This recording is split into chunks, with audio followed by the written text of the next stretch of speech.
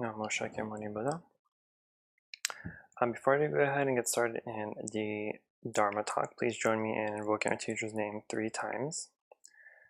Namo Shakyamuni Buddha. Namo Shakyamuni Buddha. Namo Shakyamuni Buddha.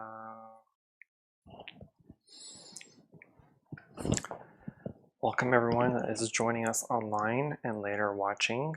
We are still closed as far as the temple is concerned, and I think we will remain closed until at least toward the end of the summer. We will probably open back up just in time for our Ulambana celebration, either in late August or beginning of September. And or for our inauguration ceremony for the opening of our new shrine, which will hopefully be completed soon as well. So until then, all of our classes, all of our services will still remain online for the most part. So today I will be discussing a little bit more about the Ksitigarbha Bodhisattva and his sutra, the Past Vows of Earth Story Bodhisattva Sutra. So for the past couple weeks and until our shrine is completed, we've been chanting the Ksitigarbha Sutra for the Vietnamese service in the morning, just the monastics and a couple of guests. But the sutra itself is a pretty important Mahayana sutra. It's very graphically detailed because it does mention and does describe the different Buddhist hells and the levels of hell and what to expect in these hells as far as torment and suffering is concerned. So it's a pretty graphic detail of what people or beings that have accumulated negative or bad karma can expect in future lives or upon rebirth. So the sutra itself is cut into 3 sections. There's 13 chapters in total. It's a fairly short sutra. To me, I think it's a fairly short sutra, but it is cut up into 3 sections. So typically, at least in the monasteries and the temples, each section is chanted separately. That way, it's not too long. Well, first I'll describe a little bit about the Bodhisattva himself, about Ksitigarbha, and then I'll go into a little bit more about the sutra. Usually whenever I discuss any sutras, we typically chant them as well, but I will save us from that. 1, because it's pretty long, and 2, I don't really have all the resources or materials necessary to provide or to chant it. So, but I'll work on it. I am working on that. That way, hopefully one day we can chant that together. But in the meantime, feel free to look it up in Google. Either you can Google Ksitigarbha Bodhisattva Sutra or the Past Vows of Earth Story Bodhisattva Sutra. And there's a pretty good translation of it. Pretty good translations of it, so it'll help out, at least give you some description or detail beyond what I'll describe today. So Ksitigarbha Bodhisattva, Ksitigarbha is translated to Earth Store or Earth Treasury. You can see we have a statue here in our temple of Ksitigarbha, and typically we'll see Ksitigarbha in 2 different forms, depending on the tradition, depending on the temple that we're at. So typically he's viewed or he's depicted as a monk, as a Buddhist monk, so he'll have the shaved head, and then he'll have a staff in his right hand and a mani jewel, or a wish-fulfilling jewel in his left hand. And most staffs, ours especially, you'll see that has 6 rings on it. So as in Buddhism, everything has symbolism, right? Everything has meaning. So there's 6 rings that kind of jingle whenever the Bodhisattva move. So the 6 rings themselves represent the 6 realms of existence, which are the devas, the asuras, the humans, the animals, the ghost realm, and the hell realms. And the staff has those 6 rings, not only because of representation of the 6 realms, but also because as the Bodhisattva walks, and even monks today in China and other East Asian countries, they use these staffs with rings on it, because as they walk and they kind of hit the ground with the staff, it jingles and makes noise. That way it's able to kind of warn animals or warn little animals on the ground to kind of dissipate and run away, that way that the monk or the Bodhisattva doesn't accidentally step on them as they're walking. So there's a meaning behind why there's the rings, right? So other than 6 realms, and it represents the 6 realms of existence, and it helps warn little creatures on the way of walking. And then in his left hand, he's holding a jewel, right? A mani jewel. And in the descriptions of the Bodhisattva and in the sutras, it says that he uses the staff to force open the gates of hell, and uses the mani jewel to kind of dissipate light in order to help beings see the light and escape the hell. And Ksitigarbha, like all other bodhisattvas, have made the vow to not attain Buddhahood until all beings have become enlightened. So his vow specifically states, between the time of the parinirvana of our historical Shakyamuni Buddha and until the time of the rise of Maitreya Buddha, or Maitreya Bodhisattva, the future Buddha, during those time frames, he vowed to help and release all beings in the hell realms until everyone is escaped and has attained enlightenment, and only then will he also attain Buddhahood. So that's his main vow. And in different traditions in different countries, especially in Japan, where he's pretty well known and popular, you'll see a lot of the statues of Ksitigarbha or Jizo in Japanese depicted almost everywhere. And in Japanese culture, they utilize him, or they venerate Ksitigarbha because he is a protector of children and of pregnant mothers. In most other Mahayana traditions, Ksitigarbha is typically in like the memorial tower or on the side of the temple where we have the pictures of our deceased members. So here we have him in front of our deceased members. And the reason for that is because, as we live our lives, our present life and our future lives is basically regulated by our karma, right?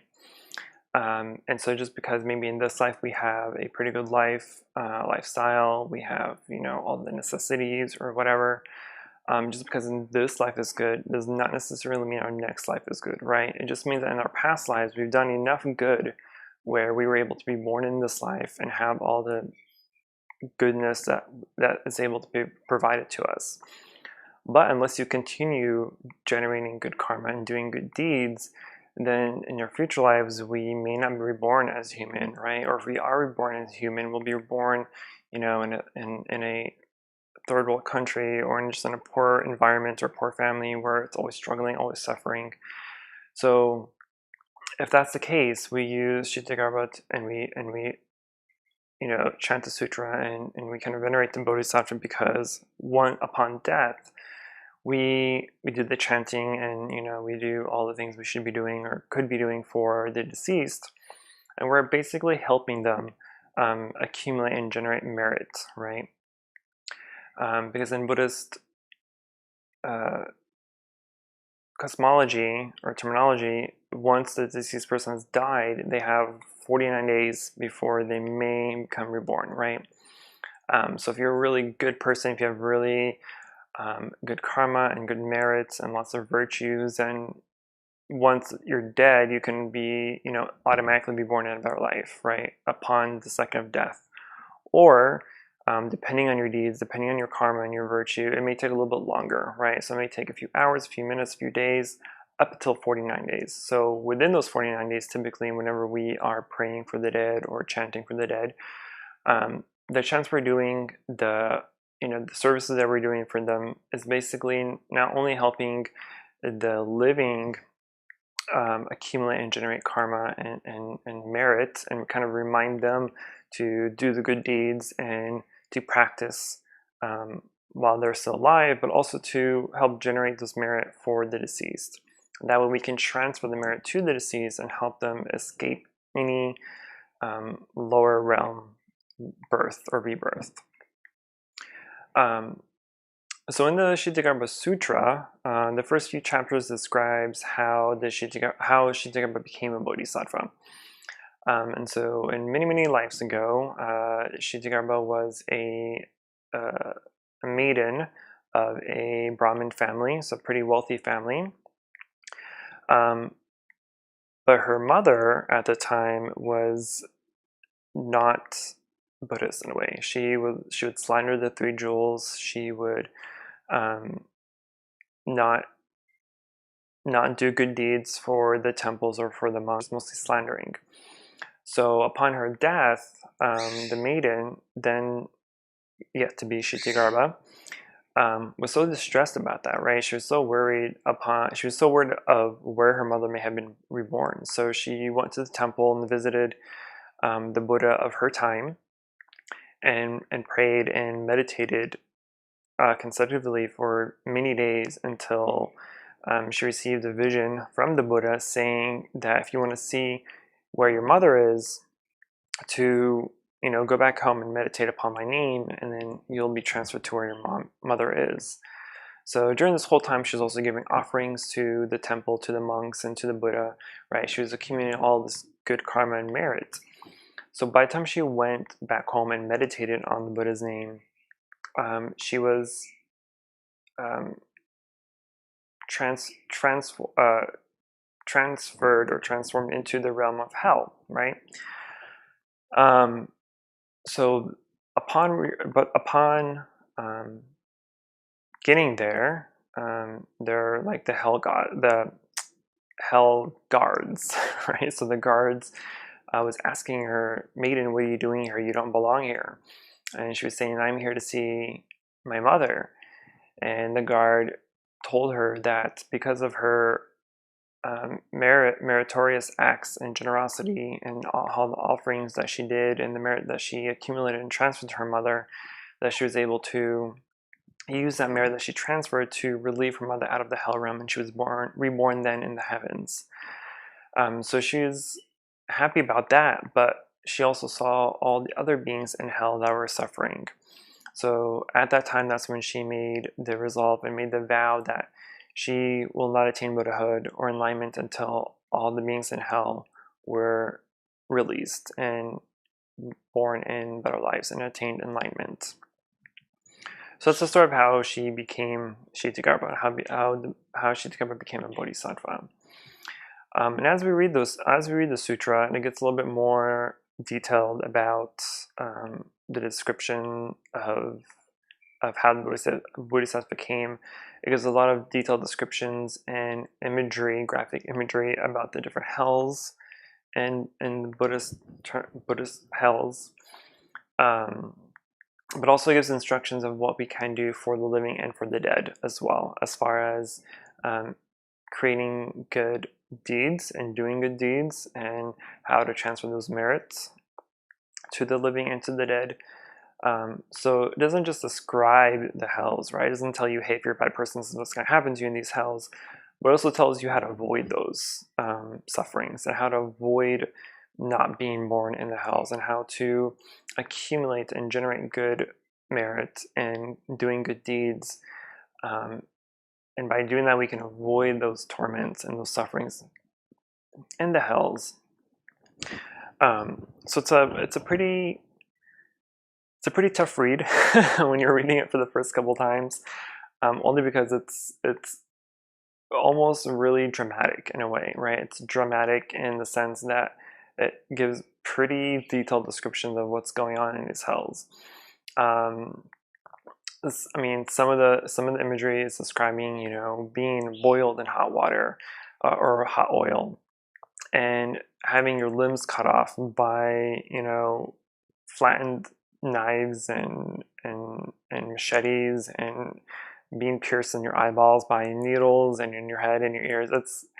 It's a lot, and it's not necessarily we shouldn't take it as is, right? We shouldn't be taking it at face value. It's not so much that that's a place where it's actually going to happen, where those things are actually happening, but it's just helping describe to you, right? So each of those examples in the Sutra of the Hells is an exaggerated example of what could happen in our everyday life, right? So um, I think like the example of being boiled in oil just means that, sometimes people are born with skin conditions that look like their skin has been boiled off or has been boiling, right?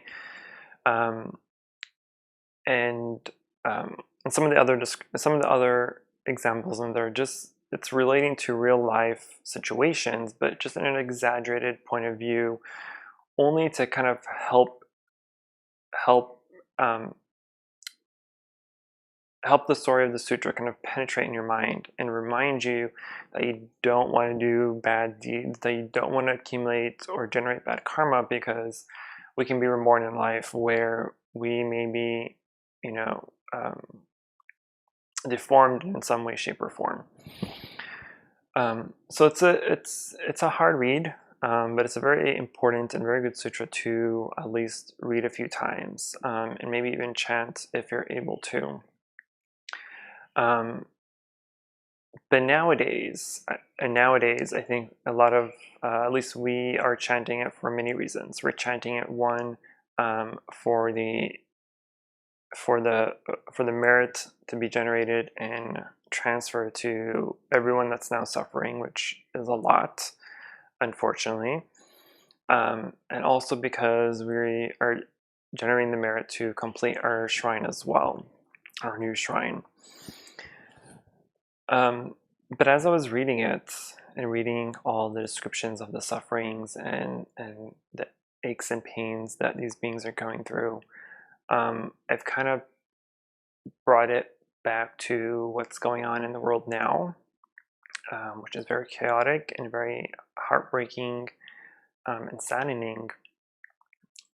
But at the same time, as I mentioned a few weeks ago when I spoke about prayer, right? Prayer has two aspects to it, right? There's the aspiration aspect to it, right? Because we're not praying to anybody or anything necessarily. We're not asking or requesting for whatever we're praying for. We are making a statement of aspiration, right? But upon that aspiration, you also have to do the hard work, which is actually doing something um, to have the aspiration come to fruition. So we can say, I want to be happy, or I want to be free from suffering, or free from this headache, or whatever it may be, right? Saying it is one thing, but the next step is actually going out and doing something about it, right? So if we're praying for health, for instance, right? You say, I want to get healthy, I want to eat right, I want to exercise. It's one thing to say it, but it's another thing to actually go out and do it, right? So we actually do have to eat healthy. We do have to exercise. We do have to put work and effort into what we're wanting to accomplish. So it's the same thing now, right? So in our world where we are saying, hey, all these unnecessary deaths and injustice in the world is bad and it's not helping anybody and all that.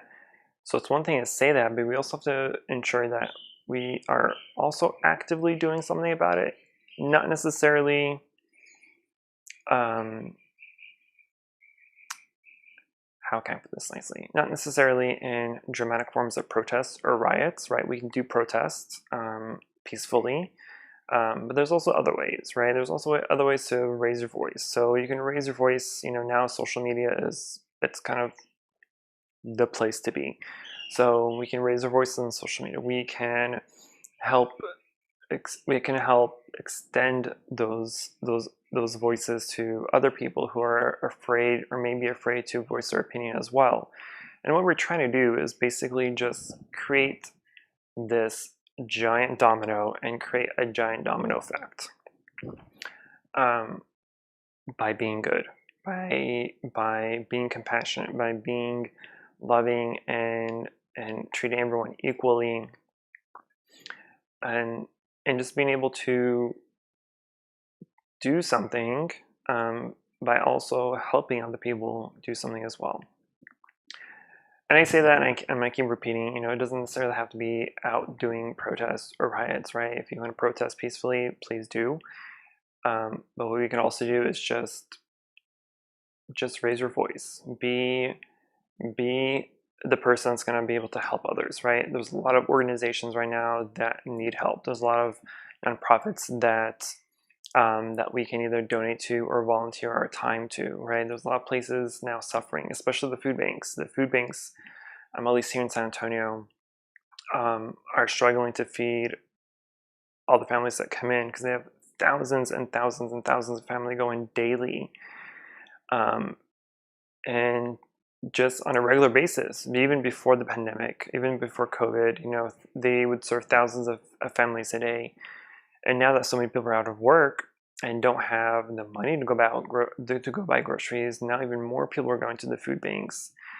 And imagine, going and having to wait in line all day, maybe even several days, and then finally to get up to, to the spot and be like, I'm sorry, we ran out of food, right? So there's so many other things that we can do in our society now that doesn't have to necessarily be political or be anything that's what's hugely going on now, right? There are other smaller things that we're kind of forgetting about because bigger stories are coming out, which is fine, right? We can kind of jiggle back and forth, but we do have to remind ourselves of some of the other beings, other places, other people that are also suffering and struggling, and to kind of bring ourselves back and see what we can do. And if you don't have the time, maybe you don't have the money, but we do have to at least remember or at least advocate for volunteerism. We have to advocate for peace and compassion and doing things with a concentrated mind. And we have to meditate a lot because we want to avoid reacting to negative things, right?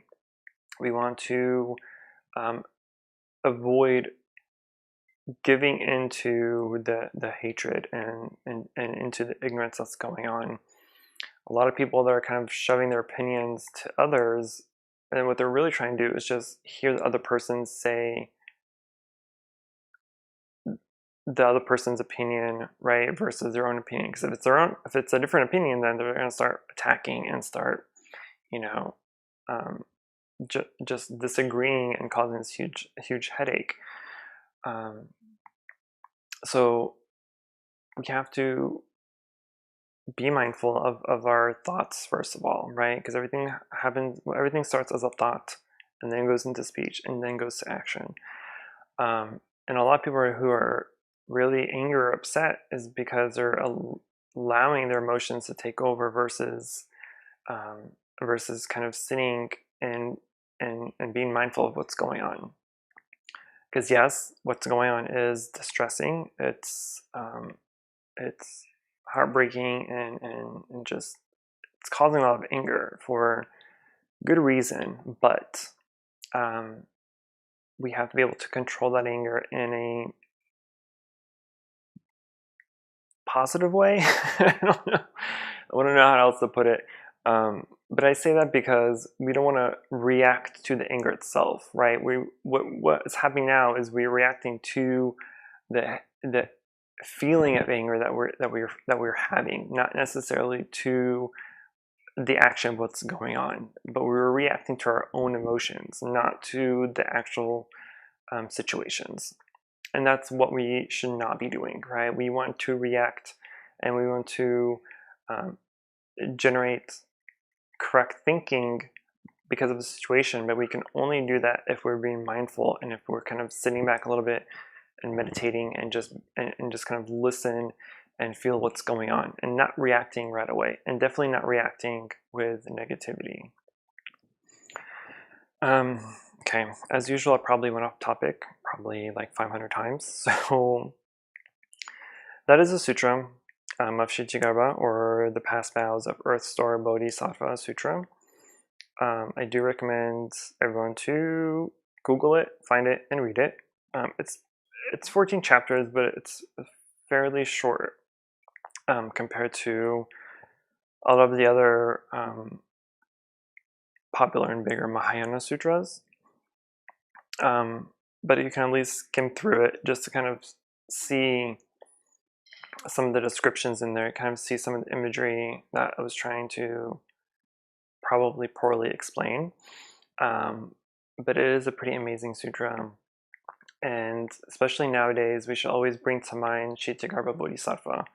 Because like Ksitigarbha, who is trying to relieve the suffering of all beings that are now suffering and being tormented and being in a hellish realm, we are kind of in a hellish realm right now. We're in a hell environment. Our society is basically in hell because of what's going on and what's happening to everybody, and the way that we are reacting, or way of some other people are reacting, is definitely causing a hellish environment for a lot of people.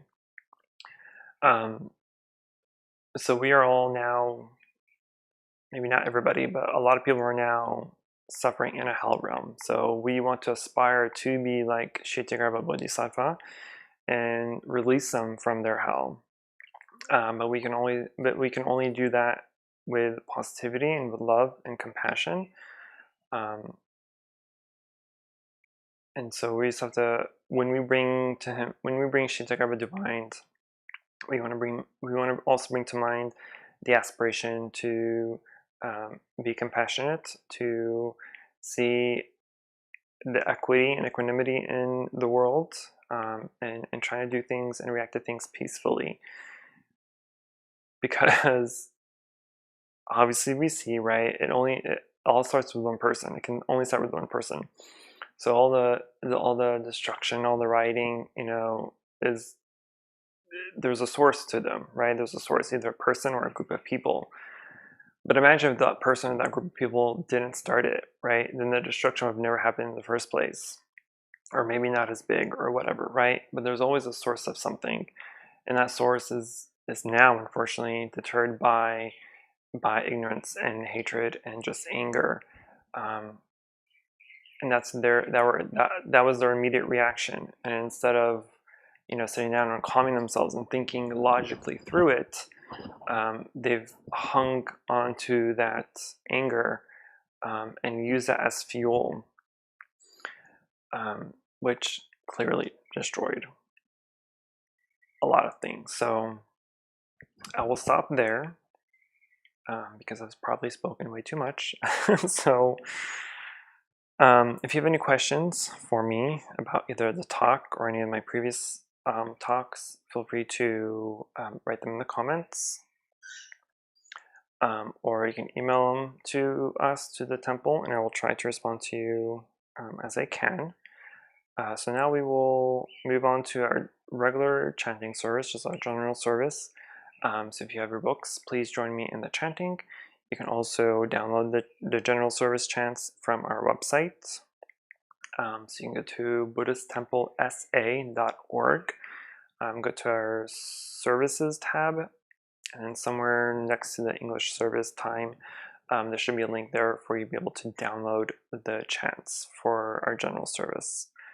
So please do that. That way you can join me today in the service. So before we go to the chanting, please join me in invoking our teacher's name 3 times, and we'll transfer the merit. Namo Shakyamuni Buddha, Namo Shakyamuni Buddha, Namo Shakyamuni Buddha. For any positive karmic action we've accumulated here today, we wish to transfer the merit to all sentient beings and wish them full enlightenment.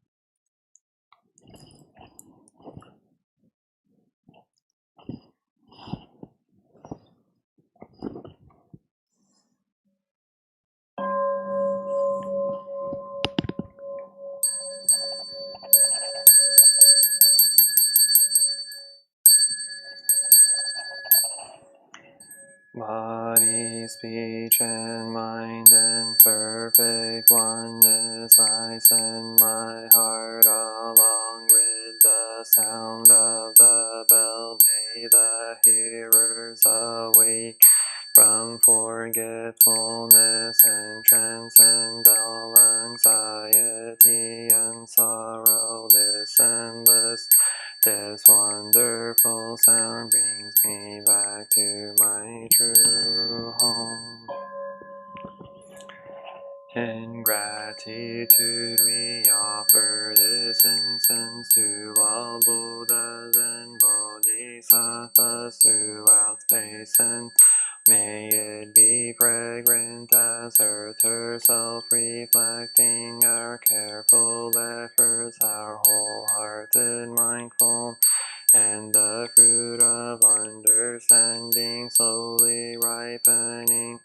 We and all be companions of Buddhas and Bodhisattvas. May we awake from forgetfulness and realize our true home. The incense in the censer now is burning, all the Dharma realm in every place, auspicious clouds appearing, our sincere intention thus fulfilling, as all Buddhas now show their perfect body. Homage to the incense cloud, He Bodhisattva and great Bodhisattvas. Homage to the eternally abiding Buddhas, the supreme Dharma and sagely Sangha, out the Dharma realm and the realm of empty space and 3 periods of time.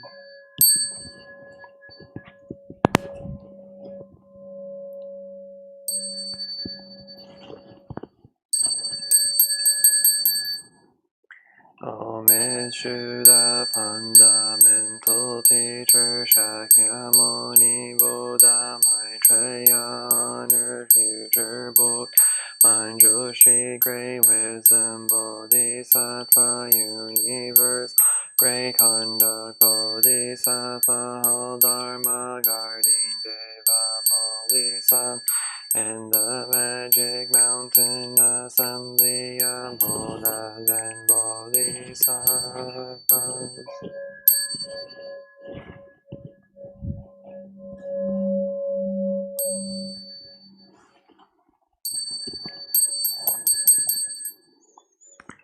Homage to Amitabha Buddha in the land of ultimate bliss, Avalokiteshvara, great compassion Bodhisattva, great strength Bodhisattva, earth sword, great vow Bodhisattva, in the assembly of great pure sea-like Bodhisattvas.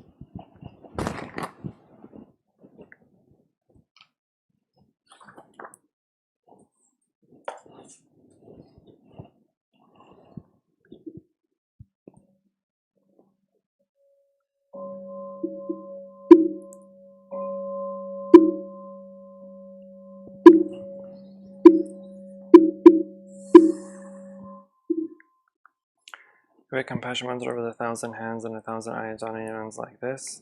Namo Ratna Trayaya Namo Harya Avalokiteshvaraya Bodhisattvaya Mahasattvaya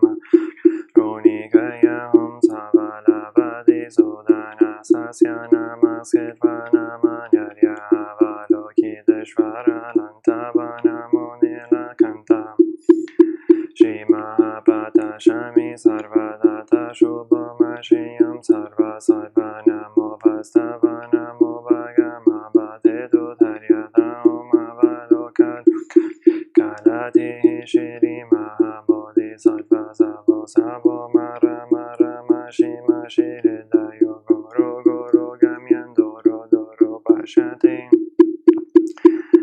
Mahabhashyati dara dara diri nishvaraya jala jala mama vimara mudele hiya hi shina shina hala shinbala shari bashabas shaya holo holo praholo holo shri sara sara siri siri soro soro bodhaya bodhaya bodhaya bod Jayanara Kinsadrishana Navayamani Swaha Siddhaya Swaha Maha Siddhaya Swaha Siddhaya Yeshvaraya Swaha Kanti Swaha Pranila Swaha Shisima Hokaya Swaha Sarva Maha Hasaya Swaha Chakra Hasaya Swaha Padma Keshaya Swaha Nila Kantam Pantalaya Swaha Mokodi Shankaraya Swaha Namo Ratnatrayaya Namo Arya Varokiteshvaraya Om Sedyanto Madravadaya Swaha The Dharma body is bringing morning light in concentration. My heart peace I have smile is born on my lips. This is a new day and I vow to go through it. Fullness, the sun of wisdom has risen, shining in every direction. Noble Sangha diligently bring your mind into meditation. Namo Shakyamunaye Bodhaya Namo Shakyamunaye Bodhaya Namo Shakyamunaye Bodhaya. The one who bows and the one who is bowed to are both by nature empty. Therefore the communication between them is inexpressibly. Our practice center is a net of Indra, reflecting all Buddhas everywhere as my own person reflects in all Buddhas, to whom with my whole life I go for refuge, offering might in the 10 directions of Buddha, the Dharma, and the Sangha, to whom we bow in gratitude. Teaching and living the way of awareness in the very midst of suffering and confusion. Shakyamuni Bodha, the awakened one, to whom we bow in gratitude. Cutting through ignorance, awakening our hearts and our minds. Manjushri, the Bodhisattva of great understanding, whom we bow in gratitude. Working mindfully, working joyfully for the sake of all beings. Samanta Bhadra, the Bodhisattva of great action, to whom we bow in gratitude. Responding to suffering, serving beings in countless ways. Avalokiteshvara, the Bodhisattva of great compassion, whom we bow in gratitude. Seed of awakening and loving kindness and children's sprouts and all beings. Maitreya, the Buddha to be born, to whom we bow in gratitude. Showing the way fearlessly and compassionately, the stream of all our ancestral teachers, to whom we bow in gratitude. The Dharma is deep and lovely, we now have a chance to see it and practice it. We vow to realize its true meaning. The heart of Prajna Paramita, the Bodhisattva Avalokita, while moving in the deep course of perfect understanding, shed light on the five skandhas and found them equally empty. After this penetration, he overcame ill-beingness and Shariputra. Form is emptiness, emptiness is form is not other than emptiness, emptiness is not other than form. The same is true with feelings, perception, formations and consciousness. Listen, Shadi Podra Haldarmas are marked with emptiness. They are neither produced nor destroyed, neither defiled nor immaculate, neither increasing nor decreasing. Therefore, in emptiness there is neither form nor feelings, nor perceptions, nor mental formations, nor consciousness. No eye or ear or nose or tongue or body or mind, no form, no sound, no smell, no taste, no touch, no object of mind, no realms of elements, no interdependent origins, and no extinction of them, no ill being, no cause of ill being, no end of ill being, and no path, no understanding, no attainment, because there is no attainment. The Bodhisattvas grounded in perfect understanding, obstacles for their minds, having no obstacles, they overcome fear, liberating themselves forever from illusion and realizing perfect nirvana. All Buddhas in the past, future arrive at full right in universal enlightenment. Therefore, one should know that perfect understanding is the highest mantra, the unequaled mantra, the destroyer of ill being, the incorruptible truth. The mantra prajna paramita should therefore be proclaimed. Gate gate para gate parasam gate bodhiswaha gate gate para gate paras bodhiswaha gate gate para gate parasam gate bodhiswaha. We invoke your name, Avalokiteshvara. We aspire to learn your way of listening in order to relieve the suffering in the world. You know how to listen and understand. We invoke your name in order to practice listening with all our attention and open-heartedness. We will sit and listen. Any prejudice, we will sit and listen without judging or reacting. We will sit and listen in order to understand. We will sit and listen so attentively that we will be able to hear what the other person is saying and also what is being left unsaid. We know that just by listening deeply, we already alleviate a great deal of pain and suffering in the other person.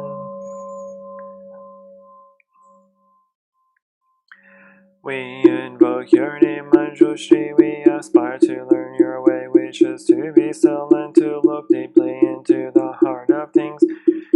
Hearts of people, we will look with all our attention and open-heartedness. We will look with unprejudiced eyes. We will look without judging or reacting. We will look deeply so that we will be able to see and understand the roots of suffering through the impermanent and selfless nature. Is we will practice your way of using the sword of understanding to cut through the bonds of suffering, thus freeing ourselves and other species.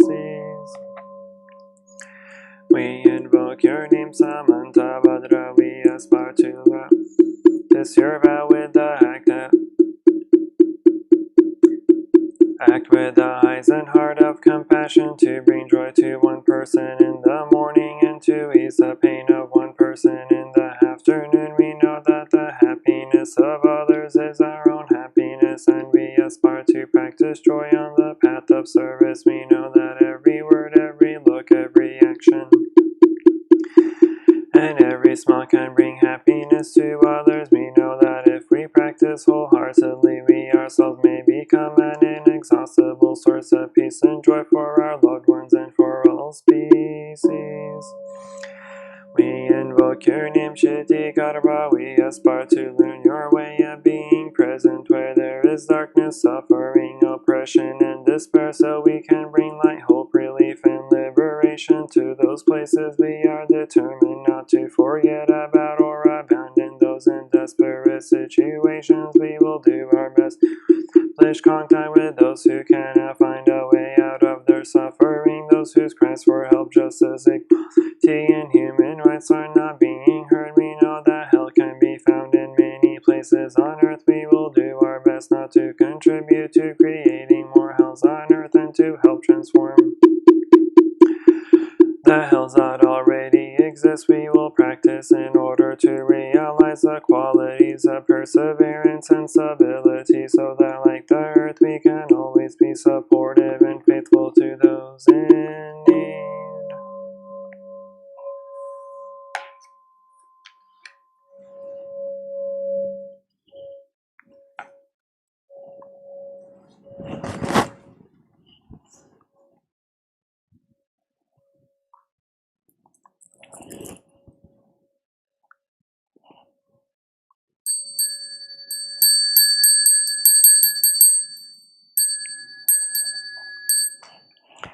I take refuge in the Buddha, the one who shows me the way in this life. I take refuge in the Dharma, the way of understanding and of love. I take refuge in the Sangha, the community that lives in harmony and awareness.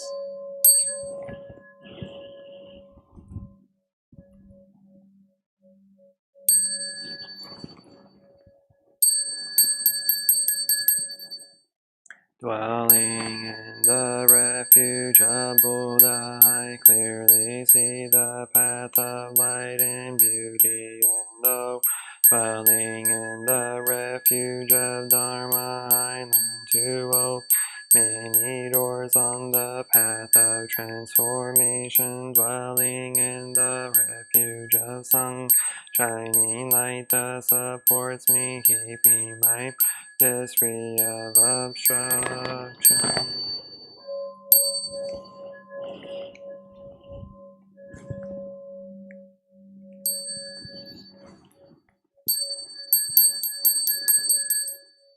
Taking refuge in the Buddha, in myself I aspire to help all people recognize their awakened nature. Realizing the mind of love, taking refuge in the Dharma, in myself aspire to help all people fully master the ways of practice and walk together on the path of liberation. Dwelling in the refuge of Sangha, myself I aspire to help all people build fourfold community, to embrace all beings and support their transformation.